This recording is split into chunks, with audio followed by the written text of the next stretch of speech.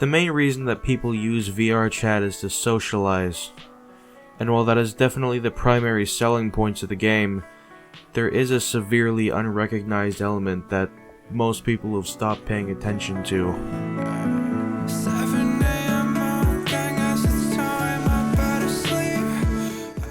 Unlike most game designers, many VRChat world designers have recognized that the limitations of reality are merely an unwritten rule, created by people who endlessly nitpick about things being unrealistic. And while sure, many limitations of reality are still present in most cases, they're still so fantastical and unreal that you could never possibly dream of seeing them in real life. One of my favorite parts of exploring the real world, even despite my intense limitations, is walking into a building and feeling like I've just walked into an entirely different dimension.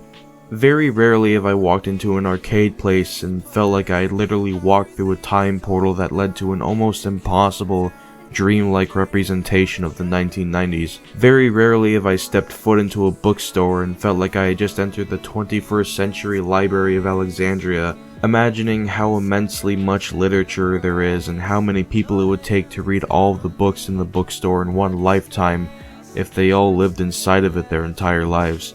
Maybe it's just because I'm getting older and the world feels less big and confusing to me now, but very rarely have I ever found myself lost inside a store or building of any form. And nowadays, getting lost in a new and interesting place is one of the most exciting feelings I've ever felt as an adult. It almost feels like a pleasant, wonderful dream that shouldn't exist in the real world, but it does.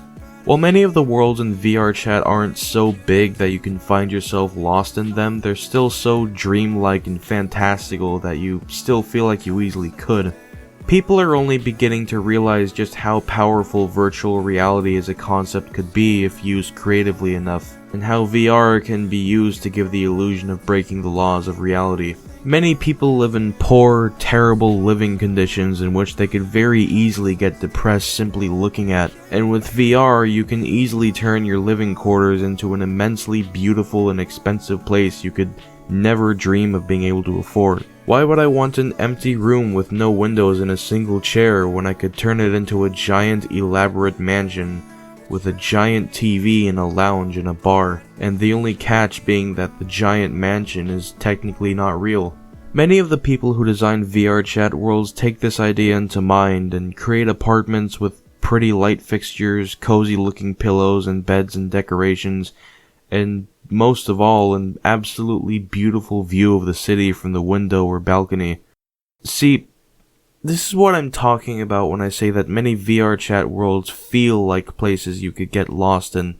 Simply looking at this environment around me, I feel like I've stepped into a cozy IKEA fantasy dream that I couldn't possibly live in the real world. That, paired with the music that usually plays in worlds like this and the cozy lighting, really makes me feel safe and warm in a way that no real-life place has ever made me feel. I know what you might be thinking. So the reason you say these places feel unreal is simply because you're not a billionaire who can afford to live in places like these on a daily basis. And while the illusion of wealth is definitely part of it, it does very literally break reality in many cases. The leaves on the trees glow different colors, nature in general is stylized as being mixed with the modern architecture, random objects glow different colors that shouldn't. A place like this could never be built out of a hollowed cave. The buildings in this world are literally slanted and built in unnecessarily fantastical ways. As pretty as this place is, I don't think I'd want to live here in real life for obvious reasons. And my most favorite example of all, this place. Just look at it. It looks like if BioShock Infinite was set in Imperial China. The unfortunate thing about many of these worlds is that they rarely ever have people playing in them. Sure, there are some pretty places that are full of people, but the aesthetic that took so much time and effort to create is merely an afterthought in many worlds like the Black Cat or the Furry Hideout. I'm willing to bet that if you booted up the game right now, went to the Worlds tab in the menu and just typed the word scenic into the search bar, almost all of the worlds you see will have absolutely 0 players on them, with a few only having 3 or 4. Why is that, you might ask? A very big part of it has to do with optimization. Why make your computer spend extra resources running all the pretty scenery when it doesn't help with socializing with other people in any way? Less pretty means less resources being used up. As I'm writing the script to this video, one's optimized box has 1,400 players, all in their own instances, both private and public. And after taking one look at this place, you can make a very easy assumption as to why. There is literally almost nothing to render, and the world takes less than a split second to load.